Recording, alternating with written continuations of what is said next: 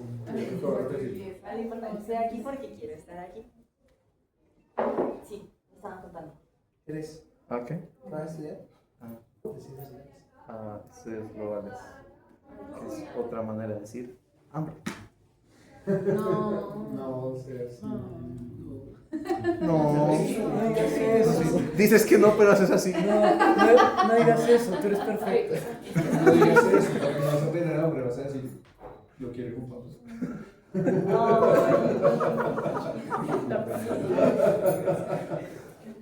El alquiler de la casa sale muy caro. ¿Alguno más? Nos No, saltamos. los demás son. Hay varios, pero eso les da pena. Pues María Elena. Luana va a estudiar una ciencia social, economía, al fin y al cabo es Sí, una ciencia Es una social. ciencia social. Claro. María Alejandra seguramente tenga planeado estudiar una ciencia social en el futuro. Samuel Chévere. también, seguramente. Aquí la doña seguramente será doctora en algún momento, o una mega científica. No, igual no se afanen, tienen tiempo. Yo decidí que quería estudiar en cuarto semestre de la universidad y ahí me cambié a antropología. Entonces decía, ¿Qué estabas estudiando antes? estaba estudiando arquitectura. Entonces no se preocupen. Tómense el tiempo, si necesitan un semestre más, es lo mejor para ustedes. Y bueno, entonces yo primero les traje un cuento que escribí.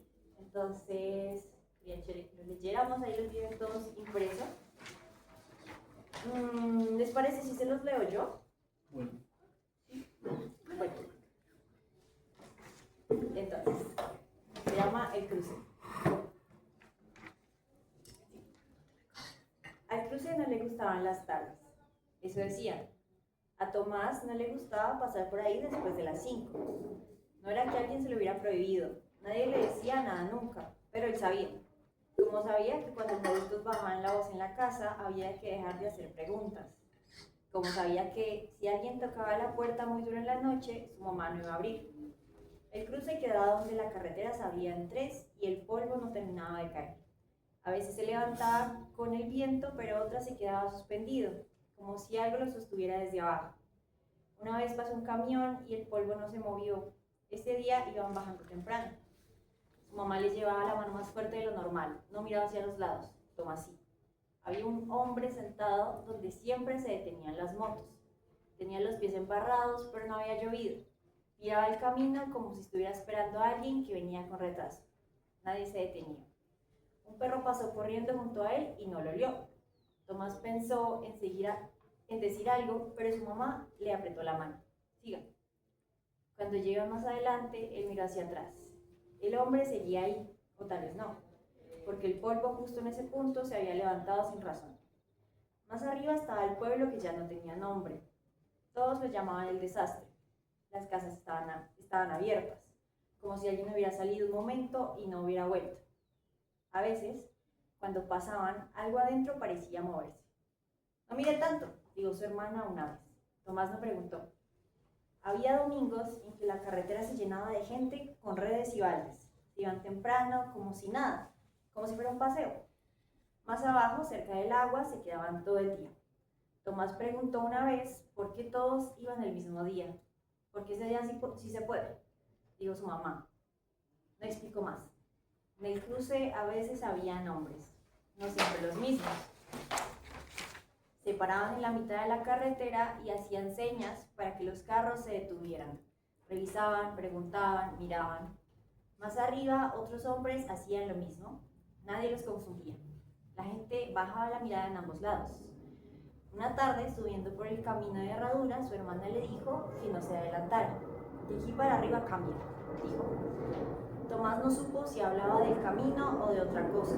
Siguieron subiendo. Después de un rato, el calor se fue de golpe. El aire se volvió más frío, más delgado. Sintió, dijo ella. Tomás asintió. No volvió a hablar. Un día pasaron por una casa abierta. Había una silla volteada y un plato servido, seco. Tomás se quedó mirando. Siga, dijo su mamá. ¿Quién vive ahí? No hubo respuesta. Caminaron más rápido. A veces, en el pueblo, alguien dejaba de aparecer. No se hacía anuncio, no se preguntaba en voz alta, solo pasaba. El hombre se decía una etnia. El nombre se decía una vez, después no. Tomás quiso preguntar por el hombre del cruce. Aquí no, dijo su mamá. Con el tiempo entendió que había lugares donde uno podía estar y lugares donde no. Lugares donde se hablaba y lugares donde no. Y lugares como el cruce donde las cosas pasaban sin que nadie dijera nada. Entonces, ese es el cuento. Si quieres pasamos la slide. Entonces yo les traigo unas preguntas. ¿Qué creen que estaba pasando en el cuento? ¿Qué no entendieron? ¿Qué no se dice? ¿Alguna suposición? ¿O qué les llamó la atención? Si no entendieron nada también les puedo explicar. Más que nada que es como un lugar muy violento, donde hay como normas sociales que impiden hablar de esa misma violencia.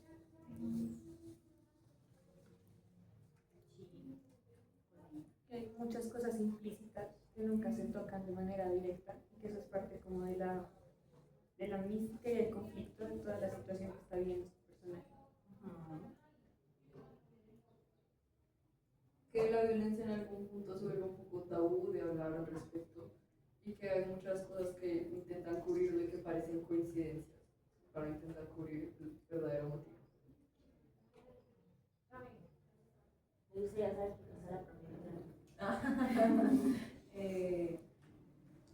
Pues sí, digamos que la forma de escritura también da cuenta del silencio que hay en la situación, ¿no? En la historia. El hecho de que haya tanto espacio en blanco en la hoja también da cuenta del espacio en blanco, digamos, de las voces, ¿no? El cuento habla mucho de lo que no se habla. Y más que un tabú, que sea la violencia, yo lo veo al contrario. En vez de ser tabú, justamente es la vida misma. Y como es la vida misma, no se habla de la vida misma, ¿sí? Es como si el piso fuera lo violento y nadie habla de que uno respira aire todos los días porque es como lo que está ahí siempre. Al contrario, ¿sí? Como en vez de ser tabú, es como la realidad única, así como la obra tiene espacios en blanco, pues es como si ese fuera el aire que se respirara siempre. El polvo también tiene que ver con esa idea del aire, como si el aire estuviera constantemente contaminado y sucio, ¿sí? Pero cuando uno vive, no sé si a ustedes les ha pasado que si ven una película mucho, que es muy larga y muy oscura, uno sale a la luz y a los ojos les cuesta acostumbrarse como si nunca hubieran vivido la luz. Eso sería como este polvo que respiran estos personajes siempre. El aire limpio, que sería una vida no violenta, sería extraño. Sí, digamos que es un momento, es un territorio donde ya la violencia, el conflicto está súper normalizado, es la cotidianidad, digamos, los cuerpos se acostumbran a pasar mirando para abajo, a no preguntar, digamos, la violencia ya está tan interiorizada que se vuelve corporal, se mecaniza y se transmite pues por medio de ese mismo cuerpo. Entonces esta violencia y estos territorios que como veíamos se llama el desastre, pues incluso en el nombre, el pueblo se llama el desastre, y hay una relación particular entre las personas y el pueblo. Digamos, el conflicto define el territorio y cómo las personas se relacionan con él. Entonces, esta violencia que está tan interiorizada ya crea formas específicas de habitar y también crea sujetos particulares, sujetos que hablan de una forma, digamos, el conflicto no solamente aparece en el territorio, sino también en el lenguaje. Si tienen alguna pregunta sobre algún fragmento, puedo explicar. También es Tomás, es un niño chiquito, pues su mamá todo el tiempo le está quejando, su hermana mayor, entonces también es interesante percibir el conflicto desde los niños, cómo lo viven los niños. Digamos, a los niños no les hablan de violencia, que esas son preguntas que podemos hacernos y preguntas que, digamos, ¿por qué estoy yo acá hablando con ustedes? ¿Sí? ¿Por qué estoy quitándoles un poquito el tiempo? O sea que vale la pena. Y bueno, también quería contarles que este cuento no salió de la nada, no es solo una ficción, sí es, porque yo me tomo mis licencias creativas, pero digamos, sí viene de un lugar. Está hecho por mí, son unas transcripciones de unas entrevistas que mi profesor de la clase hizo en Cartagena. Entonces, en los barrios marginales de Cartagena, lugares de despojo y desaparición. Entonces son barrios atravesados por la violencia. Entonces, viene un testimonio real de una entrevista a personas desplazadas y yo decidí volverlo en cuenta, ¿sí? Y eso pues ya es una decisión importante, digamos, no es inocente. Gracias. Digamos, ¿qué implica pasar de un testimonio de dolor a un cuento para un colegio? Entonces, también pensar en qué responsabilidades tengo yo al escribir sobre la vida de otros, cómo hablar del dolor de otros sin revictimizar, sin volver a poner a esa persona sola en el lugar del daño, quién decide qué se recuerda, desde dónde escribo, qué escribo y qué omito. Todas estas son preguntas que todo el tiempo nos estamos haciendo los antropólogos, porque escribir, y más que todo escribir sobre el otro, es profundamente político, son decisiones éticas que tenemos que pensar.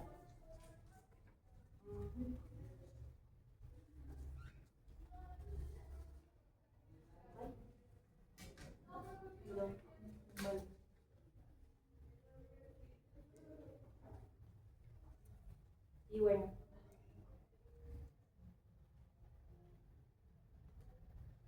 entonces también, además de pensar en sobre quién escribo, es importante que pensemos en para quién escribimos.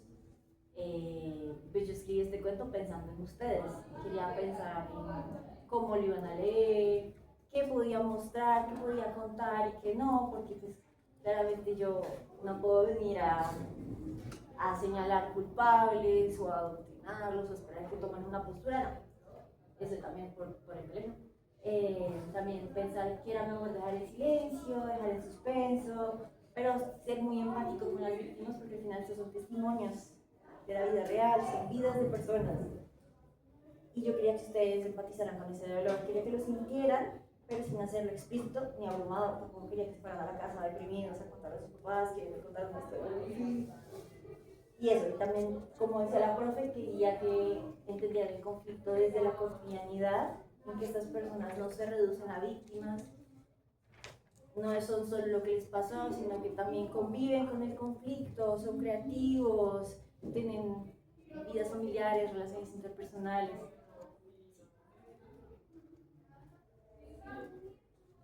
Gracias. Entonces ahora vamos a hacer un ejercicio. Y es lo que hacemos nosotros todo el tiempo, que es chismosear. Nosotros nos metemos en la vida de las personas. Si les gusta el chisme, pues ya saben que podrían estudiar. Entonces, me gustaría que hicieran un ejercicio. Entonces, en parejas, 5 minuticos, cada uno le va a contar a otro, a su compañero, háganse de 2 o de 3 o de lo que quieran, alguno de estos chismes. Entonces, una pelea rara donde nunca supieron bien qué pasó, alguien quedó de hablarle a alguien sin explicación clara, un sueño que quieren cumplir y de dónde creen que viene.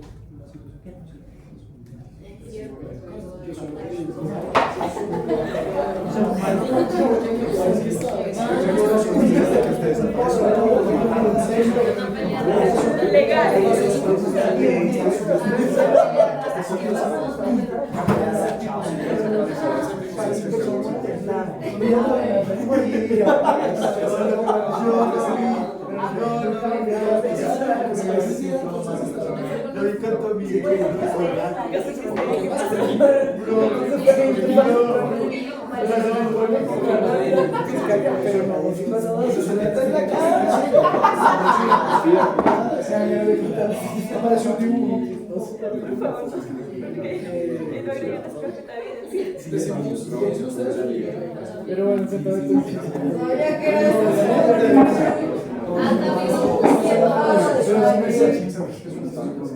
todo, pero hay casos que hay más, yo siento que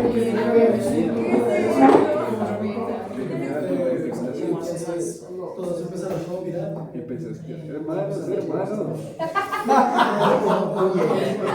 y empezamos a hacer y ahora un año después yo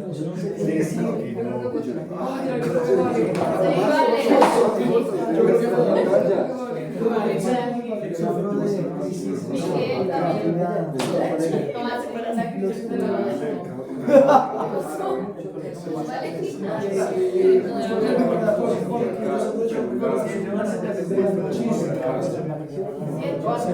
Nos gustó y Denise improvisó.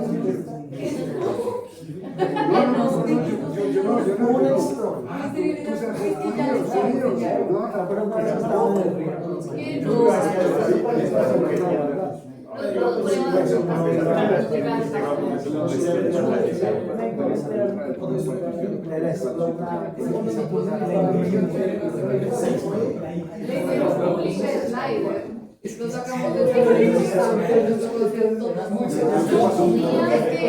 sé qué pasa en esta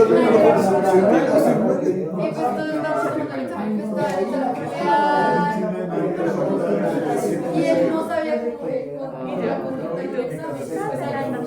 Se puso a hablar.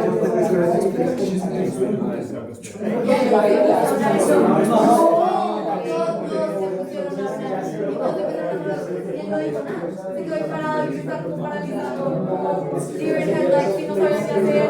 Y yo así, sentada. Nos dijeron, ¿por qué le están haciendo bullying a su profesor? No, se sacan de entonces nos hicieron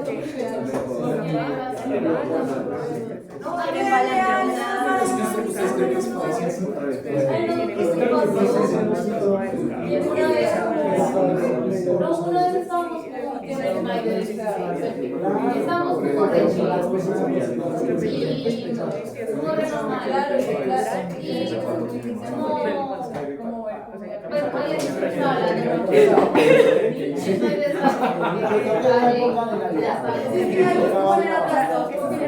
Ni siquiera vayan terminando de contar. y hasta que la broma vaya. Entonces, que yo no sé qué hacer. Yo no sé. y cuando se salió detrás del mar, salió detrás del mar, ¿Listo? Alejandra, no se está muy bueno. ¿Escuchamos? Ahora, la siguiente parte. ¿Alguno quiere contar? ¿Algún chisme? No sé si está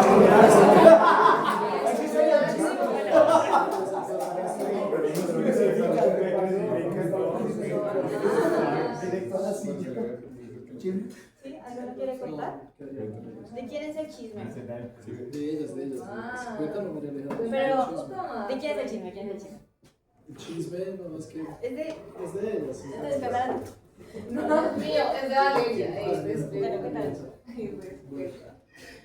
Lo cuento. O sea, no es nada. No, yo les di clase hace un año y en una de esas pues ya estábamos pues esperando ya simplemente como sus días que ya no hay nada que hacer y estaban pues en clase libre y yo veía que se reían y no entendía muy bien qué estaba pasando y me acerqué y les pedí pues un cuaderno como pues de ver qué están haciendo y me encontré un dibujo pues un poco particular ya podrán imaginarse ustedes qué podría ser un dibujo particular de una persona de 14 años todos riéndose y poniéndose rojos. Y les dije, ¿y qué es esto? Yo haciéndome pues el que nunca había visto esos dibujos particulares que era un adolescente en un cuaderno. Creo que todos están cogiendo de qué tipo de dibujos estamos hablando, ¿cierto?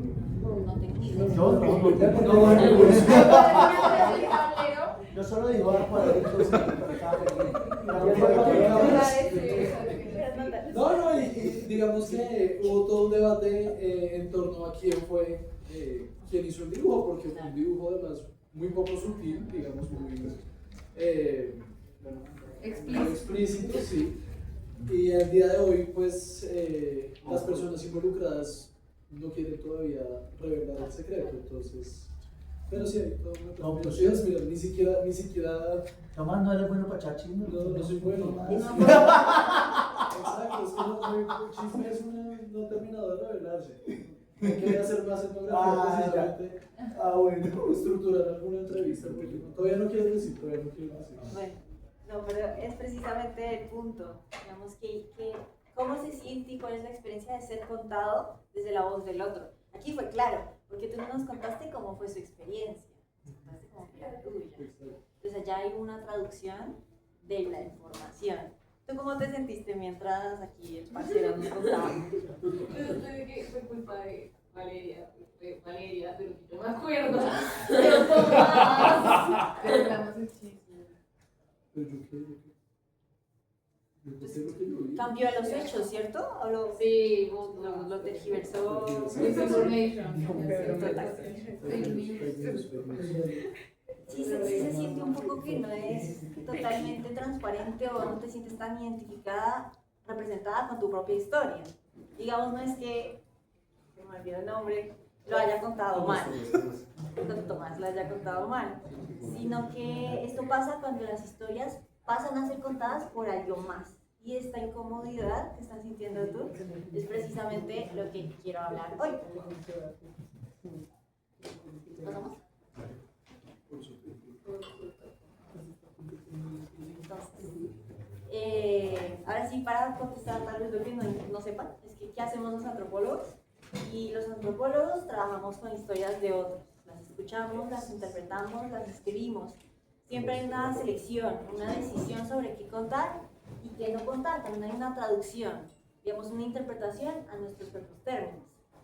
La historia no es totalmente fiel y a eso lo llamamos la etnografía. Es un intento de comprender la vida de otros desde los términos del otro. ¿Sí? Aquí el interés del antropólogo no es explicar la historia desde su opinión o desde sus ojos o desde su lente, sino desde cómo lo está entendiendo la vida, la persona que estoy estudiando, ¿sí? Desde su propia lógica. Pero también, y no podemos ignorar que es un ejercicio totalmente y de constante traducción. Bien, ahora rapidito les cuento qué es la etnografía. Entonces es una forma de conocimiento en la antropología, no es solamente un método de investigación, sino también una forma de posicionarnos, es una forma de conocer, de entender el mundo, de habitar el mundo. Entonces este método busca comprender la vida de otras personas desde sus propios significados. Implica observar, escuchar, conversar, convivir, implica hacer las actividades que está haciendo el otro, vivir desde tal vez sus zapatos.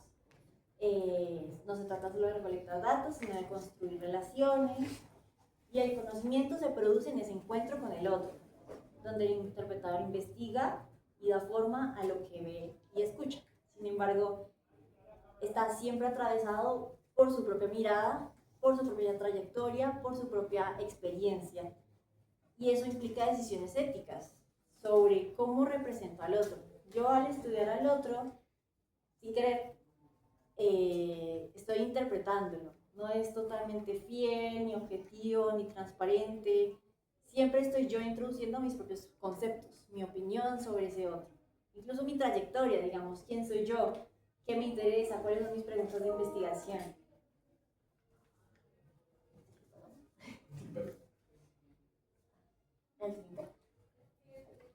Gracias. Entonces en antropología nos preguntamos cosas como ¿desde dónde estoy entendiendo lo que el otro me dice? ¿Qué de mi propia experiencia se cuela en esta interpretación? Y eso es lo que nosotros llamamos la posicionalidad. Es el reconocimiento, la aceptación de que nunca hablamos de un lugar neutro. Digamos, nosotros no somos totalmente objetivos, somos personas subjetivas que no somos capaces de ver el mundo tal y como se nos presenta.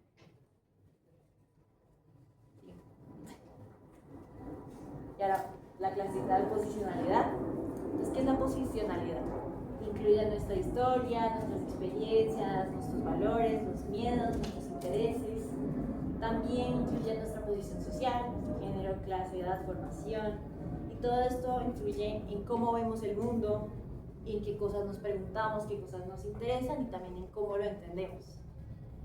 Y esto, aunque pareciera un poquito negativo o pareciera que limitara el conocimiento, que no pudiéramos llegar a esa objetividad, para nosotros los antropólogos no es un problema, sino hay algo que hay que hacer visible. Tenemos que reconocerlo, tenemos que apropiarlo, mirar cómo podemos convivir con, digamos, con esa subjetividad. Entonces implica preguntarse constantemente por qué estoy viendo esto así y también qué no estoy viendo, qué se me está quedando por fuera. Y esto, para relacionarlo un poco con el cuento, implica preguntas como hasta dónde se puede contar la historia de alguien más, qué responsabilidad implica hacerlo, qué pasa cuando la propia mirada interviene en el relato del otro. Pero esto es importante también porque nos permite entender que el conocimiento nunca es objetivo, es transparente y sincero, sino que es situado, está contextualizado. Y eso es clave para pensar cómo representamos a otros y con qué responsabilidad, digamos, qué significa, qué implica hablar del otro, qué significa que yo haya escrito sobre alguien que no soy yo. Porque pues siempre es extraño un poco que hablen sobre nosotros, ¿no? No sé si han escuchado esta frase de abuelita que es como, lo que tú dices del otro habla más de ti mismo que del otro. Entonces es un poquito eso. ¿Tienen preguntas? Me interesa. Pregunten cuando quieran. Listo.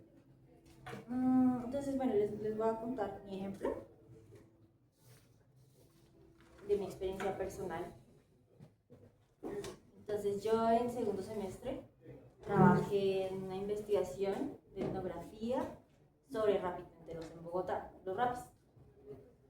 Y partí de unas preguntas de investigación, las llamamos, guiadas por la literatura, por unos marcos teóricos. Yo leía pues en internet, en las bibliotecas, sobre conceptos que hablaban de precarización, de control algorítmico, de trabajo en estas plataformas. Y todos sabemos que estos trabajos son difíciles, que está atravesado por, digamos, precarización, malas condiciones, lo que sea. Eso es lo que pensamos nosotros también desde, pues, un poquito el sesgo o el prejuicio que tenemos hacia estas personas, porque pues eso no lo podemos ignorar. Sin embargo, cuando yo estaba ya hablando con los rapis, apareció una tensión que yo no esperaba. Digamos, ellos me contaban que les encantaba su trabajo, que era el mejor trabajo del mundo, que ellos no se percibían a sí mismos como explotados, sino que hablaban de autonomía, de orgullo, de la posibilidad de salir adelante. ¿Sí? Su trabajo les gustaba. Y pues digamos, a partir de esta experiencia, yo tenía un dilema ético. Me empecé a preguntar todo esto que les cuento.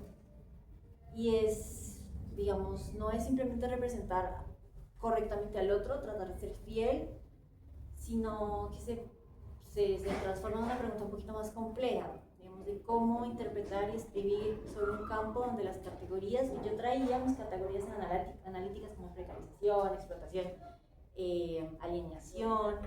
¿Qué hacer cuando estas categorías no coinciden del todo con las formas de vida y como los propios sujetos entienden su experiencia?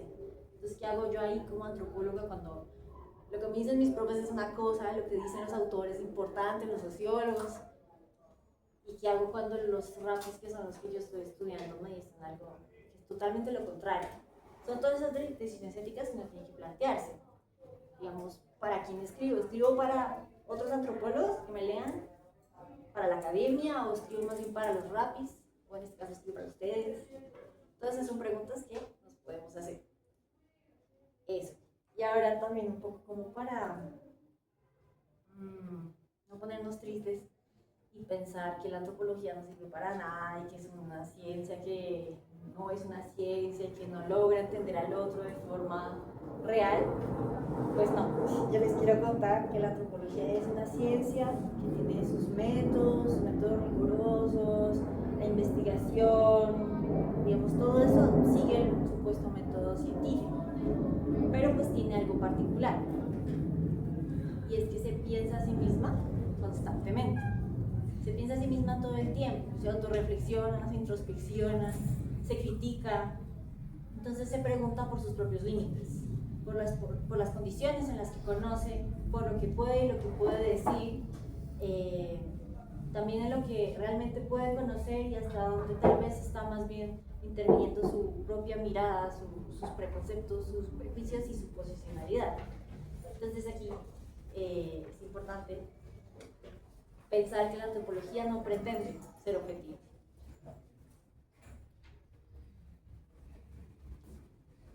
Si quieres pasamos. Gracias. Y ya por último, para que hablemos todos, algo que también hacemos los antropólogos es preguntarnos, digamos, por qué queremos, por qué aspiramos a ser objetivos. Yo creo que es algo que nos han enseñado desde el colegio. O sea, si vemos aquí su calendario, pues son matemáticas, biología, física, son muchas ciencias duras, ¿no? Entonces desde el colegio nos enseñan que es posible llegar a una verdad objetiva, así que podemos pretender alcanzarla si seguimos un procedimiento particular. Pero pues la antropología, digamos que no rechaza esta búsqueda, sino que la pone en cuestión y se pregunta por su origen. Y se pregunta cosas como, ¿quién decide qué cuenta como verdad? ¿Desde qué lugar se define lo que es objetivo? ¿Qué voces han quedado por fuera de esa verdad? Y si podemos realmente separar lo que vemos de lo que somos. Entonces, pues, sí es una ciencia social, y es rigurosa, no se trata de decir que todo vale, que lo que me diga el otro yo no lo puedo cuestionar, sino que se entiende y se reconoce a sí misma sabiendo que conocer al otro nunca es un acto completamente neutro. Entonces, pues la pregunta no sería solamente si es verdadero lo que me está diciendo el otro, sino cómo llegamos a considerar lo verdadero y quién queda fuera de esa verdad. ¿Qué voces se imponen? ¿Se impone la mía, la antropóloga, investigadora, reconocida? ¿O más bien es un intento de rescatar la voz de quien estoy investigando? O sea, digamos, pueden dialogar, pueden crear conocimiento. Eso es lo que yo les quería contar. Ahora, si quieren, podemos tener una conversación todos. Y me cuentan qué piensan, qué dudas tienen. Cualquier cosita. Si les interesa conocer sobre la vida universitaria, yo les cuento. El esfuerzo en el cuento es interesante, ¿no? De encontrar sitios que son, digamos que de una manera comunes dentro de esa historia colombiana, ¿no? Yo cuando lo leí me trasladé a muchos lugares en mi otra vida, en donde pues me trajeron muchos recuerdos, ¿no? Muchos recuerdos, y se notó el esfuerzo de como sacar imágenes y representaciones claves, ¿no? Porque pues el mismo nombre del cuento es muy importante dentro de cuando uno, digamos, recorre el territorio colombiano, ¿sí? Porque el cruce de caminos siempre dentro de la violencia ha sido lugares para muchas cosas, ¿sí? Entonces, en ese sentido, digamos que veo un gran esfuerzo ahí digamos, a la construcción de poder respetar, digamos, me imagino lo que tú pudiste sacar de las historias que leíste, ¿no? Entonces me encanta eso. Y ahí es donde uno dice hasta dónde la objetividad, ¿no? Es un esfuerzo fuerte. Imagino que te ha costado un montón haber hecho el cuento, porque pues de alguna manera la cuestión de ser objetivo nos persigue siempre, ¿no? Nos persigue siempre de buscar la verdad y entonces y mucho más cuando uno maneja testimonios y demás, ¿no? Es bastante responsabilidad, ¿no? Entonces me gusta mucho el esfuerzo, y ahí donde la pregunta, hablando de la objetividad, que es un debate bastante fuerte para la antropología. Sí, porque pues para el mundo de la filosofía pues lleva harto que escribir, ¿no? Pero pues desde el tema y todo que plantea la antropología siempre ha sido una discusión, ¿no? Y siempre ha sido un esfuerzo en términos al reconocerse como ciencia, ¿no? Y eso digamos que me parece muy interesante, ¿no? Sí, yo quisiera hablar un poquito también de lo que nos cuentas de la objetividad. Digamos que uno habla siempre de lo que conoce, y lo que yo conozco es, pues por un lado lo poético, entendido como creación literaria, y por otro lado lo matemático. Dos caras de la moneda.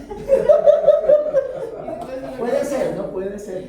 Sí, en efecto. Solo quiero agregar que, pues digamos, como en el auge de esas preocupaciones que es la vida universitaria, pues es la mejor época de la vida, a mi parecer, porque es el tiempo que uno tiene para estudiar y para pensar en las cosas que le interesan. Entonces, en ese tiempo vive otra vida, con ese Juan.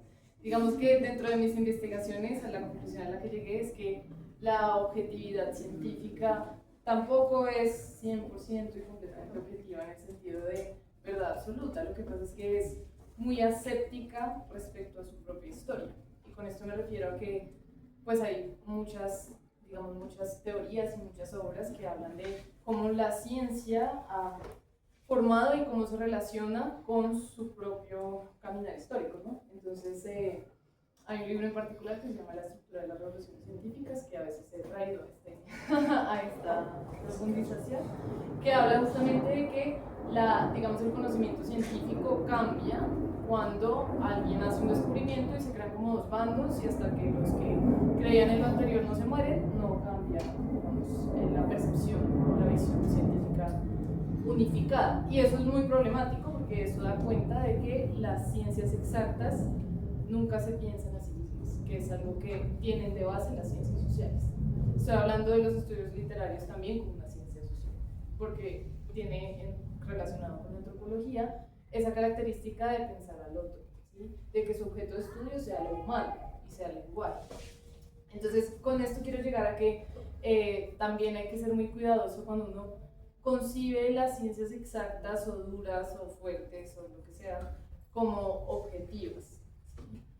Toda producción humana está muy lejos de la objetividad, incluidas la biología, la química, las matemáticas. Las matemáticas, les he dicho muchas veces en esta profundización, y creo que sería un buen momento para volver a ciertas clases que hemos visto acá, pues son otra forma de lenguaje y como tal se entienden frágiles, ¿sí? En el momento en el que esas bases desde las que están armadas se nos caen, pues se nos cae toda la estructura. Y eso es algo posible en lo humano, y no es algo de lo que hay que alejarse o que hay como que voltear la mirada, sino al contrario. La historia, la antropología, la sociología, los estudios literarios lo que hacen es enfrentarse a eso y hacer su mejor esfuerzo. Las ciencias duras es lo que tratan es como de alejarse lo más posible de esa idea y como las zorras que había antes en Bogotá, llevar así dos cositos que les tapan la vista y solo mirar hacia lo que tienen, sobre lo que tienen control. Eso es bueno o malo, pues digamos que no es el lugar para juzgarlo, pero sí que pues hay que ser muy consciente de que todo es una construcción. Entonces hay miles de ejemplos, pero el hecho de que pues cuando nos hablabas de cómo se siente que hablen de ti de manera equivocada, ¿sí? Entonces por ejemplo cuando la medicina dice un paro cardíaco se ve así ¿en quién? En hombres blancos gringos, seguramente, no en mujeres, no en negros, no en latinos, no en asiáticos, no en niños, no en ancianos, ¿sí? ¿Cómo se siente que te representen mal? ¿Sí? Entonces las ciencias duras, exactas, fuertes, lo que sea, tratan de hablar de todo el mundo sin considerar eso. ¿Cómo se siente que te representen mal? Que no haya digamos, un método diagnóstico establecido para la endometriosis.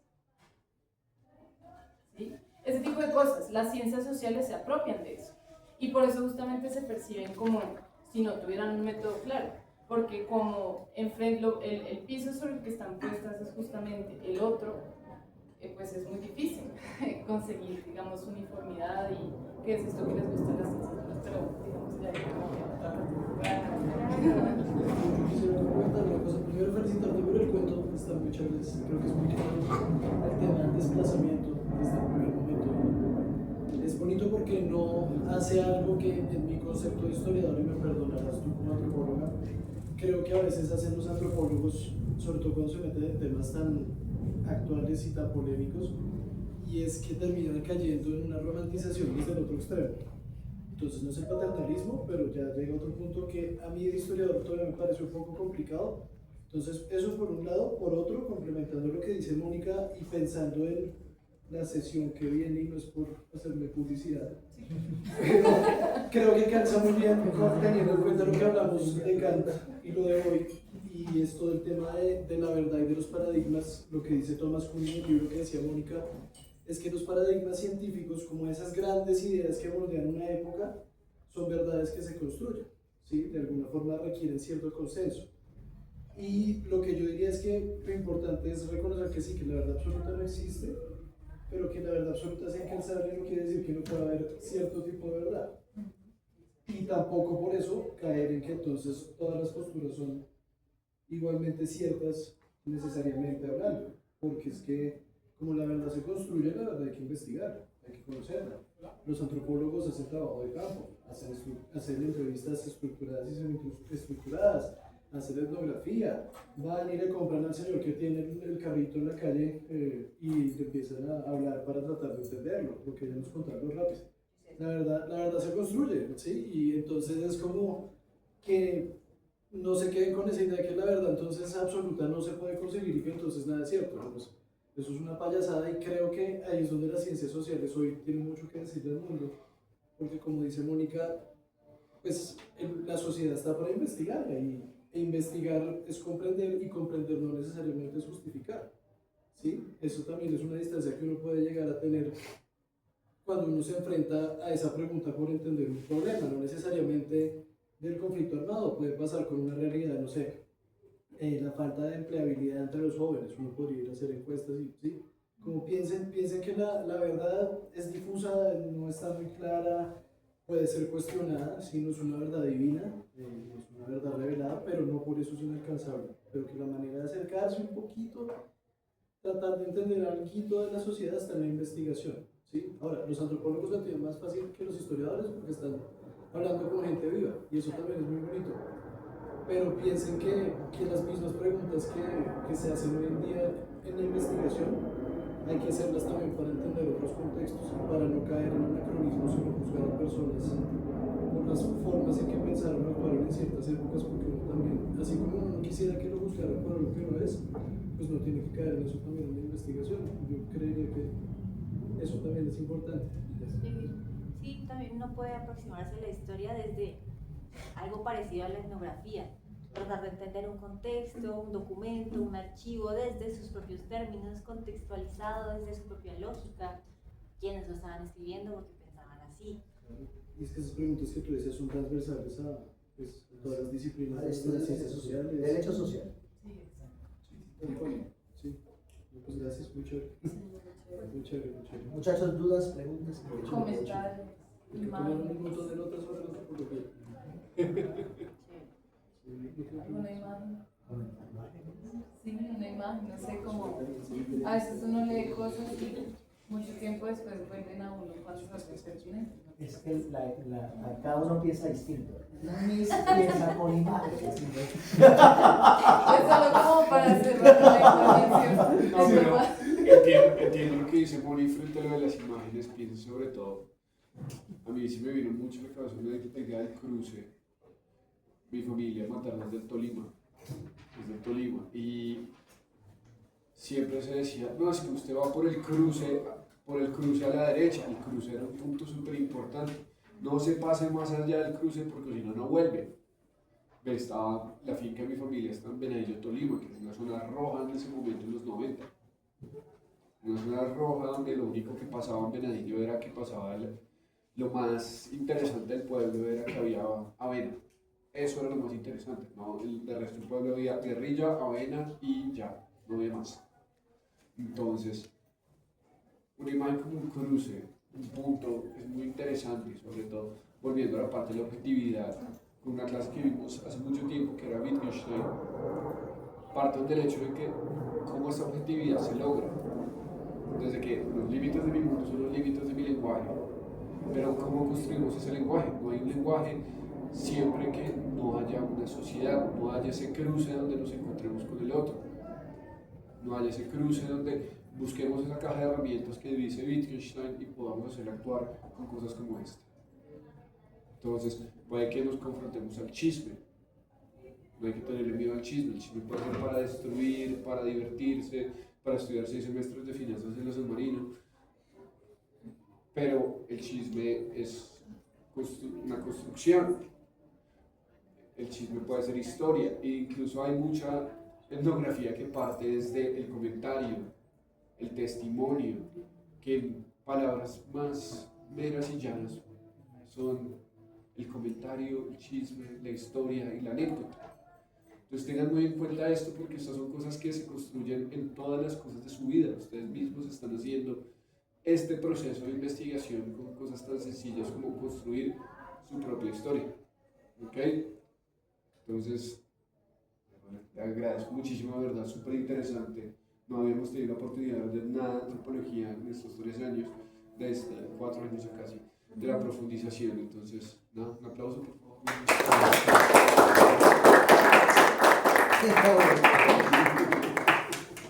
Entonces, cualquier cosa, preguntas de la clase o algo, las pueden escribir y demás, yo se las hago pasar muy a Pablo. Y también, de cosas que ustedes quieran, ¿ok? Entonces, muchísimas gracias. No sé si quieras decir algo. No, pues también, o sea, mi interés de ninguna manera era llegar a contarles algo raro de lo que a ustedes no les importará, no les interesará, sino también pensar en de qué manera les puedo servir yo. O sea, si tienen alguna duda de lo que sea, de verdad, pregúntenme. Yo le dejo el profe mi correo, alguna cosita, y me la pasan y yo les cuento. Si tienen alguna duda de su vida académica, de la antropología, de qué quieren estudiar, de cuestiones éticas también. Y Me las pueden. en los Andes con mucho gusto les ayudo. Gracias. No, gracias por sus ideas también. Y se dan en cuenta que es muy importante estudiar lo que a uno lo mueve. Ya después la vida se encarga de ponerlo a uno donde lo necesita, pero estudiar lo que se mueve, no lo que les toca. Por favor. Eres enfermero. Enfermero, socio. Ya pensamos. Hay mucha importancia poder.